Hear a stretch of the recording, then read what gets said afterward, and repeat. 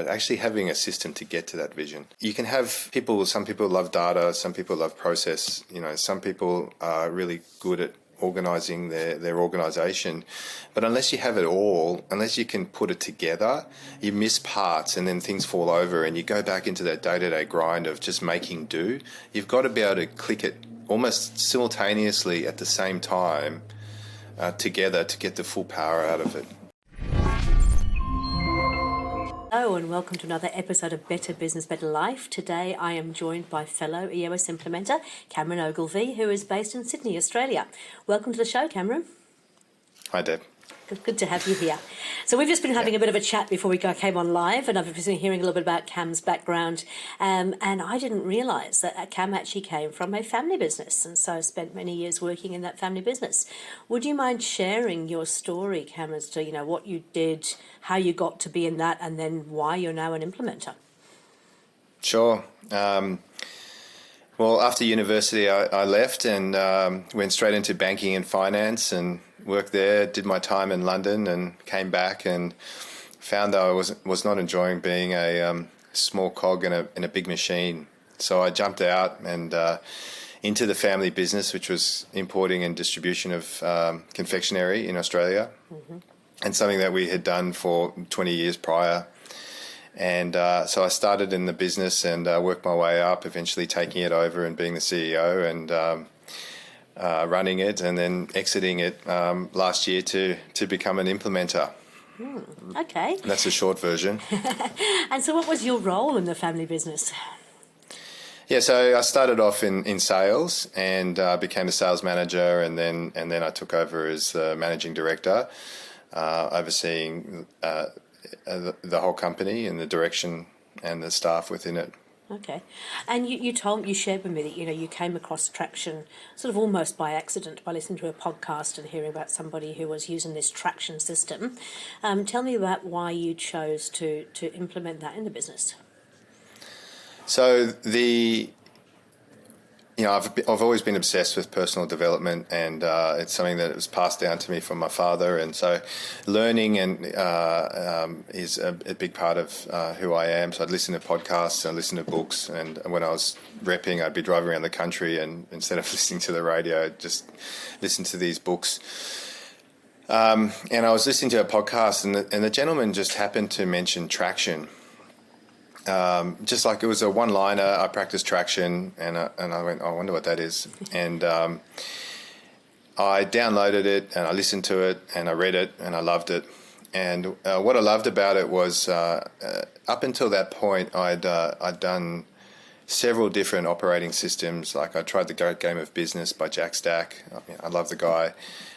Vern Harnish with the Rockefeller Habits. I'd been on a university course for high growth companies, and it was all the same stuff kept coming up and up again and again and again. And I tried to implement it in our business to reach our full potential with the management team and within the business as a whole. And for some reason, it kept falling over. And what I found was, every time it fell over, the staff, they just got a little bit jaded in terms of trying something new. Here we go again. And when I came across Traction, I knew that it was the distilled essence of all of those great books. And so I thought I'm prepared to have a crack at this. And so we took it on and we implemented it into our business, and it just took off. Like we just started to get that connection between the vision that I was putting out there and then the actual execution within the business. And so it just started humming and humming and humming, and that's how I got into Traction. And I guess I'm really interested in that, because you would have been. Were you aware of the role of like a visionary and an integrator and that sort of thing in the business before you came across Traction? No.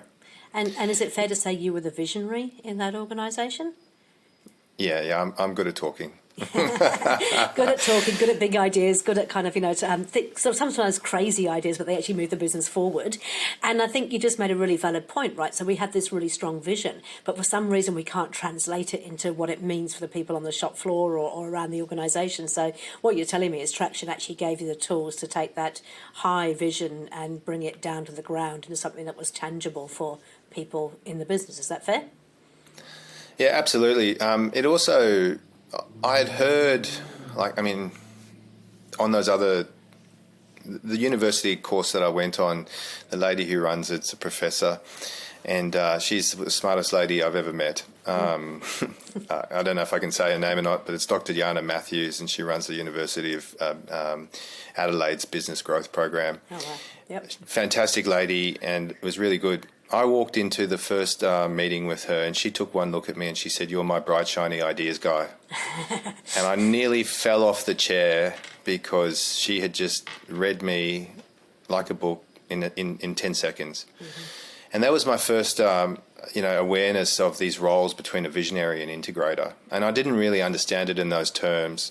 People talk about a CEO and a COO, etc., and the labels that we put on the role. Yep. That's where I started to develop the concept of where I was best fitted within the organisation and what was my unique skill set. So yeah, Traction definitely gave me the tools to bring. EOS gave me the tools to bring the vision down to the ground. And execute on it. But I think that as an individual, it helped me to see more clearly how I could fit in, what my unique ability was, and how I could best serve the organisation. And one of the things that Jana said, and the book talks about, is being disciplined in your thoughts. Not taking on every idea. As a guy that has 20 ideas before breakfast, 19 of which are not, just shit. terrible ideas. Yeah. But being disciplined in saying what are the good ideas and having a filter for them, and then not sucking your team's energy away from what you've already set them to do previously. Mm-hmm. So not distracting the team and keeping disciplined and focused on that vision that you've already laid out and set. So EOS, there was a lot of, for me personally, it's the framework with which you looked at the business was clarified. Yeah.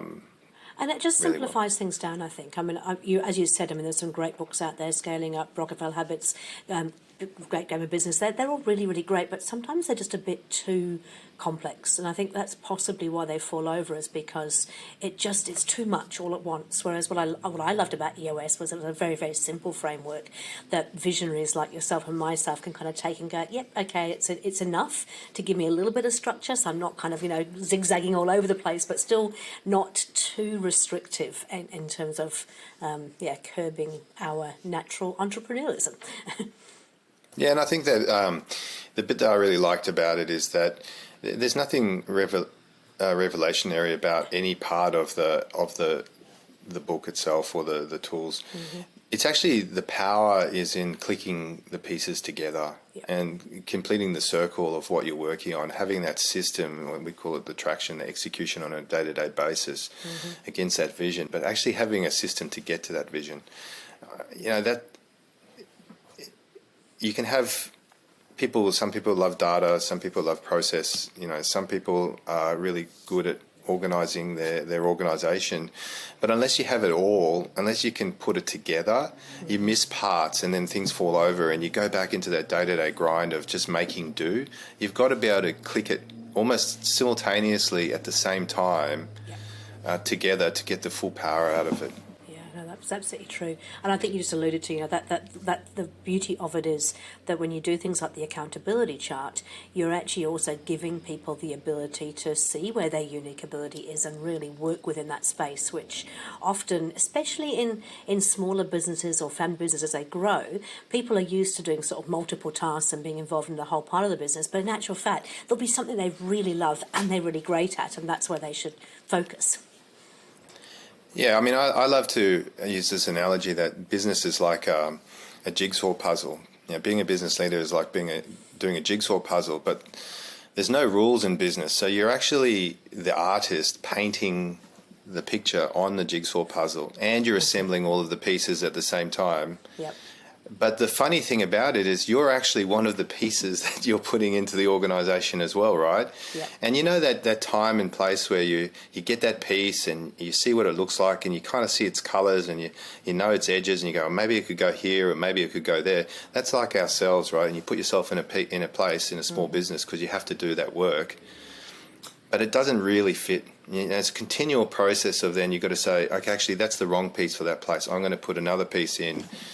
And then it clicks in perfectly. And that's like when you surround yourself by good people in the right people in the right seats. It's like putting those people in those places. And it's a constant process of moving yourself into the best place for the organisation. But you've got to move yourself to what you're uniquely good at. Mm-hmm. If you're a visionary type person and you try to do finance work that's, methodical and it's a recipe for disaster, And so, that's the magic. Yeah, no, I completely agree. It's really interesting because, you said that you tried a couple of other different systems and they fell over. And I hear this all the time with the clients that I work. I'm sure you do it too.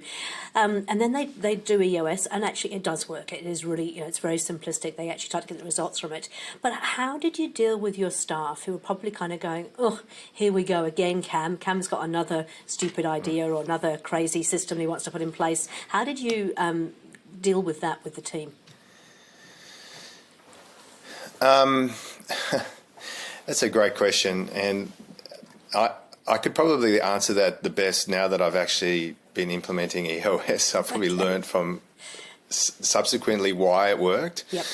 And it's because we take when we teach EOS, we take a traction first approach. We teach the tools that get the ball rolling within the organisation before we go and sort out that vision component or clarify the vision, because often the vision is there. People have it somewhere in a folder, and the owner knows what it is in their head, and but it's getting them to do the weekly meetings and the 90-day rocks and what's important now, and staying focused on that and accountable to doing those things.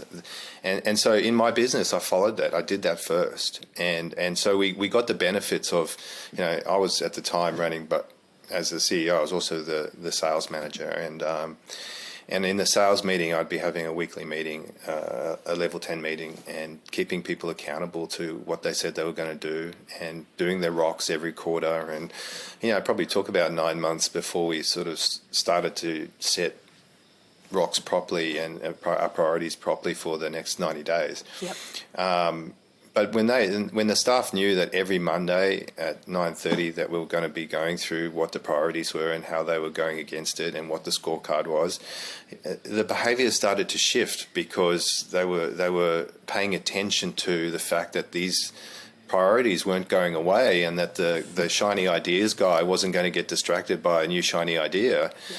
And so they got on board with it, and then they saw results, and then they owned it and went beyond my expectations in terms of what they delivered. Yeah, you're absolutely right. It's kind of part of the reason I fell in love with the EOS myself as well, was that I used to work with the Ice House, fantastic organisation, but we would always do these great big kind of vision building days where we'd talk about the vision and the mission and all these things, and then everybody would leave that room really, really motivated and really excited, and they'd go back into the business and nothing had changed, and therefore nothing ever got done, because they were, they got distracted by the fighting fires. And I love the fact that with EOS the first part is not the big sexy kind of vision stuff, but it's actually like, how do you put tools in place that will really make a difference?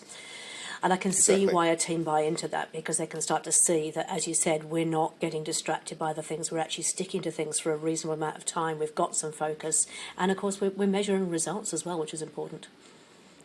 Yeah. Okay. So what was the best tool, or the most favourite tool, if you like? What's the thing that had the biggest impact on your business? The weekly meeting pulse. Yep. And the rocks, the 90-day. When I went on that university course, we did lay out an annual plan, but I didn't tie it down to the 90-day plan particularly well. I didn't tie it down to the nitty-gritty of what we had to do now and for the next 90 days. Mm-hmm. And then the second thing that worked really well within that was the accountability piece of the weekly to-dos. Right. When you're sitting there in that sales meeting, and you've had something that's been outstanding for 3 weeks in a row, you could see people squirming. And so they started to get it done. And in getting it done, you started to get rocks done, and then it led. So Snowballs. that traction component was, the weekly meeting pulse was just fantastic. And then the rocks, because I already had the annual plan and what we would lay out for ourselves on an annual basis, but just the traction part. No, I completely can see that. And so, what difference did it make to you personally? Because obviously it helped the business, I understand that, but how did it actually affect yourself in terms of implementing EOS? It gave me a lot more confidence. Okay. I think, we talk about Jim Collins. He is just I'm a fanboy. I went and watched him live. Yeah, I was in the live too. third row back. Yeah. Throwing your underwear at him, not quite. I was going to say that. I didn't want to say that. No, absolutely. I would have been thrown out if he saw my underwear coming at him. But he talks about in his books. In the Great by Choice is my favourite one.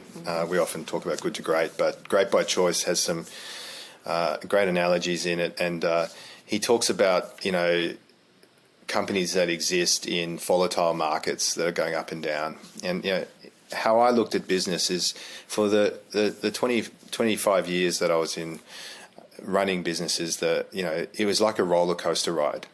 The business was. It's always up and down. It's successes and then adversity. And I could not believe what came our way. It was 1 step forward, 2 steps back, 2 steps forward, 1 step back. We overcame, COVID was just amazing. We had ransomware. Wow. We had to go through succession planning. The ransomware was like the whole company shut down one weekend, and we basically had to boot the whole business up, all of the data, everything. We had to find it and put it back together. It was crisis management, and so over that time, I just became used to the fact that you had to deal with adversity and deal with the roller coaster ride. And I think that the confidence I gained in terms of understanding the tie-in between the vision and then the rocks and the traction is that you could deal with anything that you were confronted with. And how do you deal with it? Okay, well, COVID's now. We've got the next 90 days. What do we have to do?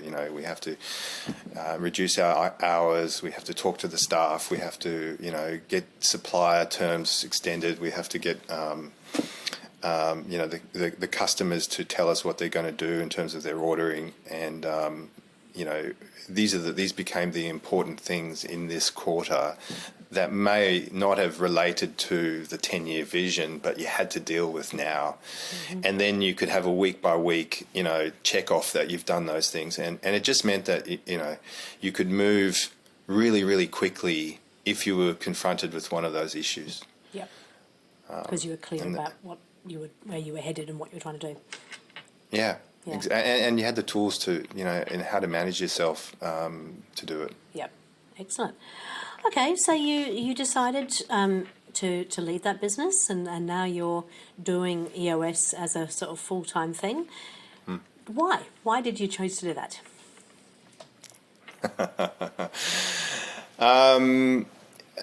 I said earlier that my passion is like Ted Lasso, and so I started helping my mentors. I started mentoring some of my friends who are in business, and I just loved it.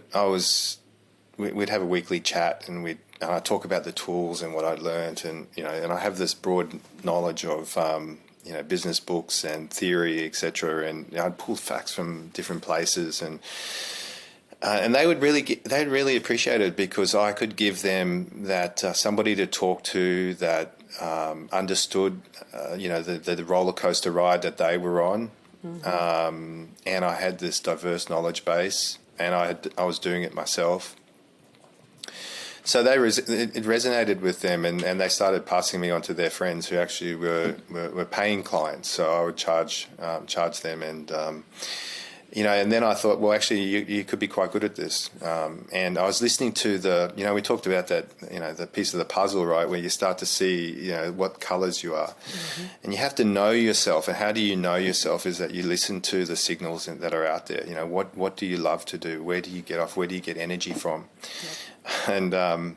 And I started listening to these signals because I'd come off the phone call with these coachees, I guess, and they would. My wife would say, "Have you been talking to so and so?" And I went, "Yeah, I have." And she goes, "You're flying. You're just so energetic, right?" And they were the signals that said, "Okay, well, there could be something. There could be something else out there for me beyond where I am today." And I guess. The way I would summarise that was, I think I almost felt more excited for their success than I was for my own success in my own company, and we were going great. So that was that's a big deal when you really take a moment to contemplate that yourself, that this is a part of who you are. Mm-hmm. So that was an inkling to the change. Mm. Pardon? Like an aha moment. Yeah, it was. It was exactly that. But obviously you're in your current environment, and where was I in my current environment was that, we'd implemented Traction, and part of, EOS, and part of EOS is, you deal with underlying issues. Mm-hmm. And, I went into my company, and my business partner and I had a different skill set, and we had a different base, and we just had a different viewpoint on where the company should go or how it should go. Yep. And there wasn't anything wrong with his viewpoint. There wasn't anything wrong with my viewpoint, but we couldn't. It was just a different viewpoint. They were both good business strategies, right? But the failure to choose between the two of us, because we were trying to keep each other happy, meant that the staff would come to us with issues of, I need $500,000 of marketing budget to get this ranged in Woolworths, or, and then another staff member would come to us and say, well, I need this for this packing job, and we need to buy a new machine, and that's going to cost $500,000. So, but you've only got $500,000, you can't spend it in both spaces. So you tend to straddle the decision, right? And therefore the staff weren't getting the results that you're asking them to get, because the direction wasn't there. Really the clear.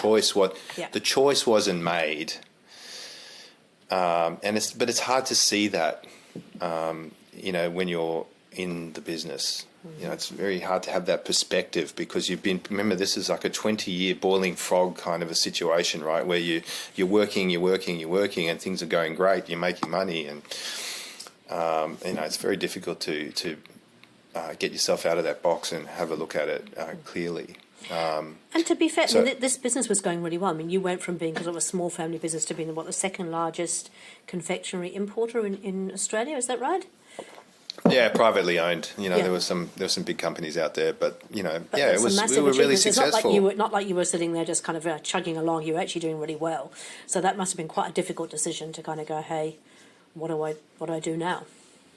Yeah, and it came down to the fact that I looked at it and I said, I can be comfortable here for 20 years, and I can be very financially well off, and I can live a good life. But that aha moment that we were talking about previously was, that energy that you feel when you're in it, like you really. It sounds a bit wanky, but that in your purpose or in your sweet spot, and so I just said, you've got to make a decision, Cameron. Yep.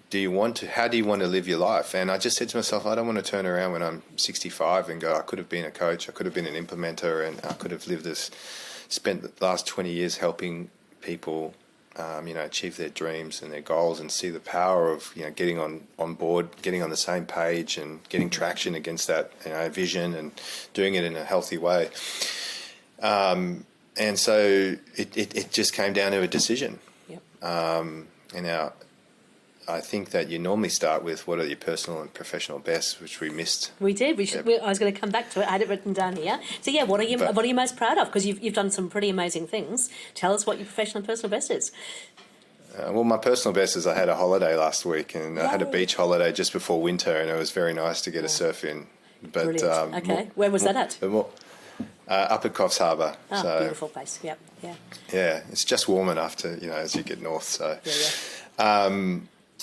But the professional best, and I keep reflecting on this. The thing I'm most proud of is the fact that I made a decision to live a life on purpose, and to go through that process with my business partner. And he looked after me, and I looked after him in that through that negotiation process, so it ended well. Yeah.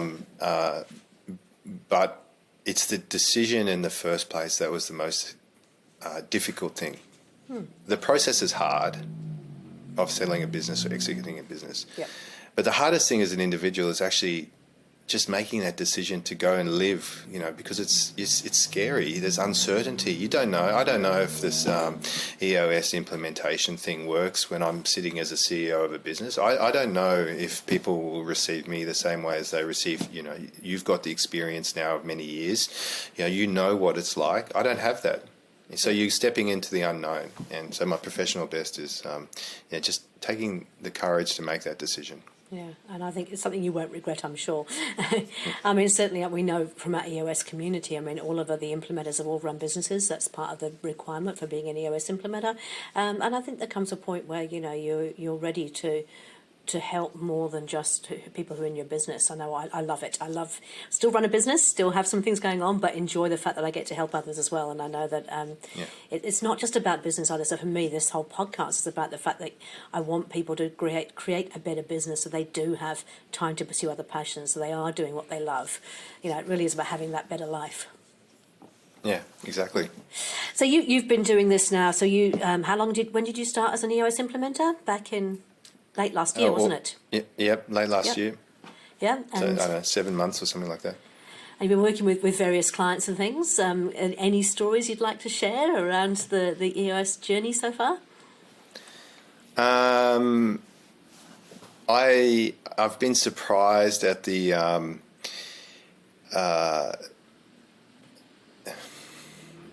I guess not the difficulty, but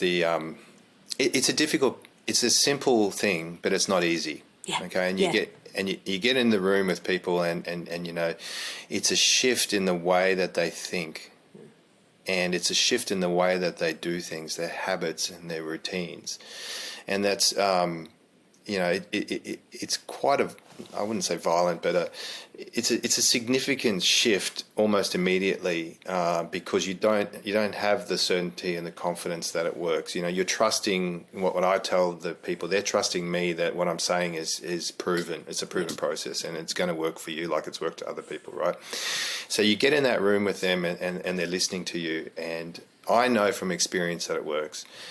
But they're having to learn it, and then they're having to shift everything that they do, and that's there's a lot of energy in that. I've got a lot of respect for the people that commit to the process, because it's not easy, but the results are there. And I think in terms of stories, or the thing that I've enjoyed the most is the way that I like to describe it. I don't know if you've ever been to a chiropractor. Yes. So when you get your back cracked at a chiro, you might have had a crick in your neck, and you get your back cracked. And for me, it's almost instant relief. Okay. Now, it doesn't mean that the muscle is fixed. It still takes a few more goes, and the muscle relaxes over time and eventually is fixed, right? Yeah. But that instant relief is what it feels like when I'm in a session room with my clients, and they go through this difficult process of talking and self analysis, and then they start to clarify their organizational structure, and then they start to identify their issues, and then what are the things we're going to focus on in our rocks, and then they see a way of doing keeping themselves accountable to it, and you come out of it at the end of the day And people are, it's always the same remarks. It's like, I just feel so much better. I just feel like I know what I've got to do. I know what lane I've got to play in, and that's probably been the revelation for me. When I was coaching before I left CTC, I was doing individuals, and it would be great to help an individual, but they would walk back into their business, and the business would be the same way. When we coach the leadership team, you're coaching a group of individuals that are looking to help themselves shift together, and it's so powerful. And so when they come out of that room, it's like they're in it together, and they've got that.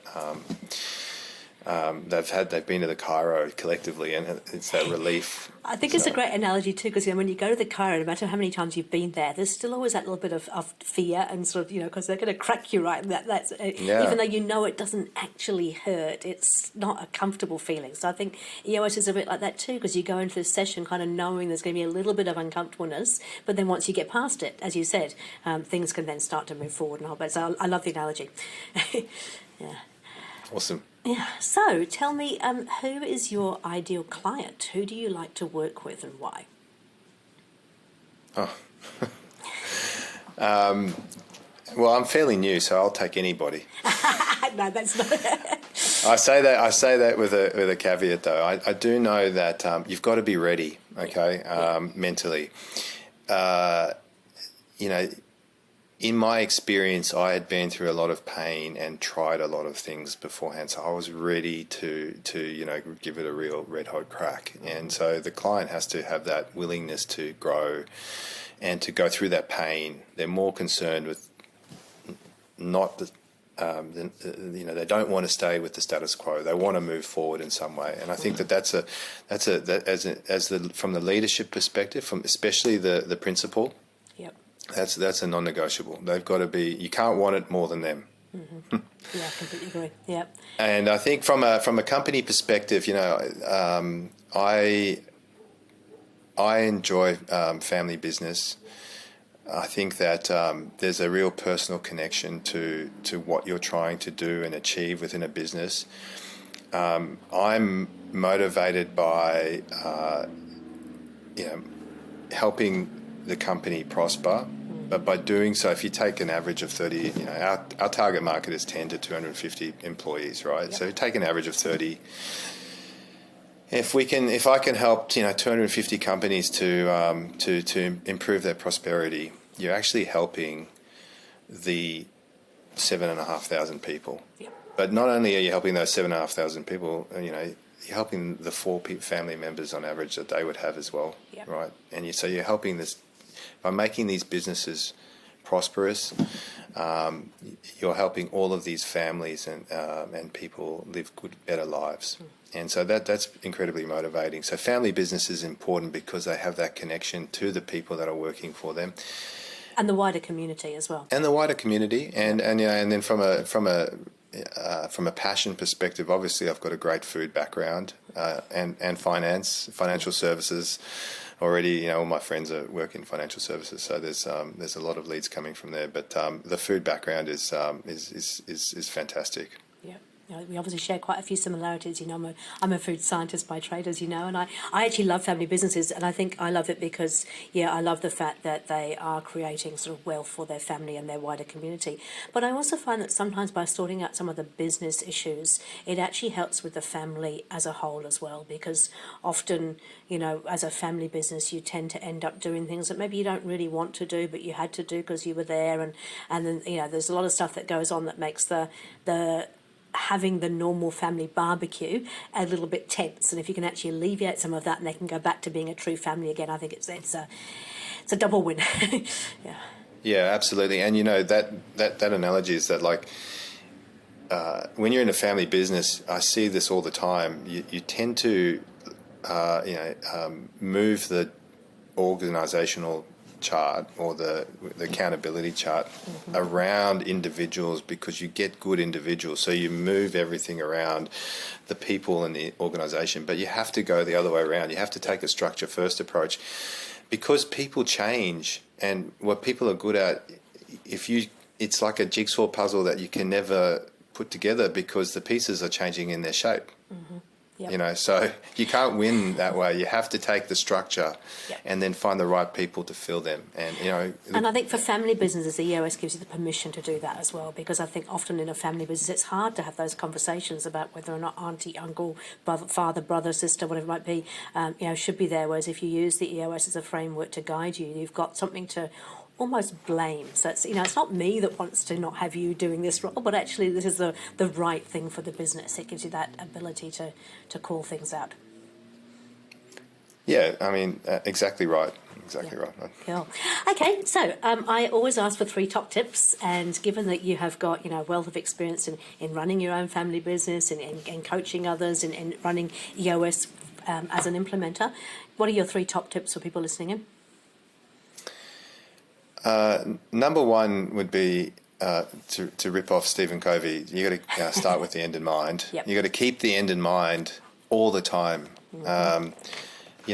To paint that beautiful puzzle, you've really got to sketch out the image first in your mind, and then put it down. Right. You might not have the details, but that will come with time. We tend to, and I did this in the early years of the business. We tend to want to start from today and improve and move forward to be better tomorrow, okay, or be better than last year, grow, develop, okay, one step at a time, and that is very effective. It's there's a lot of successful people that have done that, but it's not as you can waste a lot of energy doing that. It's far more effective if you begin with the picture in mind at the end, okay. Yeah. Completely agree. So you got to begin with the end in mind.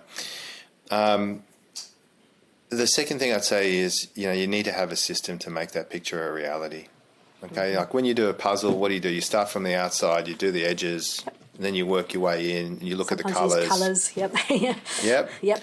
And then you go down to shapes, and you do it a little chunk at a time. So when you push out to that 10-year thinking, okay, you got to come back to 3 years, 1 year, 90 days, and then just work, on the puzzle 1 week at a time, and have that system in place where you're constantly working towards that vision. And as I said to you earlier in the conversation, that's the piece that I missed. How to I could have a vision, but how do you bring that into reality? And that's have a system to do that. Mm-hmm.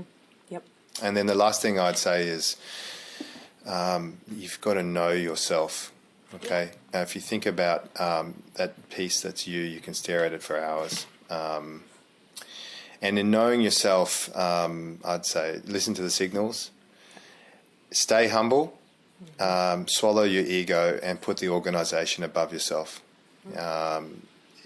We can sometimes identify ourselves as the business owner, as opposed to saying, well, if what's the right thing for the business, and if your unique ability is to be sales and marketing, and you should get a general manager in to run the rest of the show, it's so much more powerful if those other people can supplement your skill set. But it takes being humility and swallowing that ego to do that. And lastly, with that, I think just make a decision. Even if it's the wrong decision, you can make another decision, but you've got to keep moving forward as a leader. Absolutely love it. And I thought what was really interesting, I was listening to you, the fact that your wife could tell what was energising you. I think sometimes asking other people to kind of give you some feedback as well, because obviously she could see when you were in your unique ability and you were loving what you're doing. And so if you can't see that yourself, it's okay to ask other people to help with that.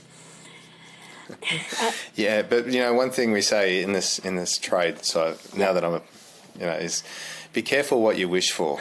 Yes. Because my wife has encouraged me on this path, and now she has to have a level 10 meeting with me every week. So brilliant, I love it. Be careful what you wish for. Yeah, you're a little bit step ahead of us. My partner, my husband Steve, he's not quite so entrepreneurial, but he is starting to pick up on things like IDSing and just generally it starts to become part of who we are. And so he's doing that. And we have put together a bit of a familial kind of VTO, so we've got some sense of where we're headed and what we wanted to do and what our values are. So yeah, it certainly does take over every part of your life. I don't know. I don't know if it's sad or we should celebrate it, but it works. For the greater good. It's all for the greater good. I'm all for it. Hey, Cam, it's been an absolute pleasure to have a chat to you. If people want to get in contact with you, what's the best way to get in contact with you? Yep, to reach out through LinkedIn, Cameron J. Ogilvie, or to contact me on the EOS website through my email address would be great as well. Fantastic. Hey, Cameron.ogilvie@eosworldwide.com. we've got the longest emails, haven't we? Mine's like Debra.Chantry-Taylor@EOS Worldwide. But yeah, if you go to EOS Worldwide, look on the implementer directory, look for Sydney, you're going to find Cameron there. And of course, Cameron J. Ogilvie on LinkedIn as well. Cam, thank you so much for your time. Thank you for sharing. I will look forward to seeing you again in Sydney soon. Enjoy the rest of your day. That's great. Thank you so much. Thank you.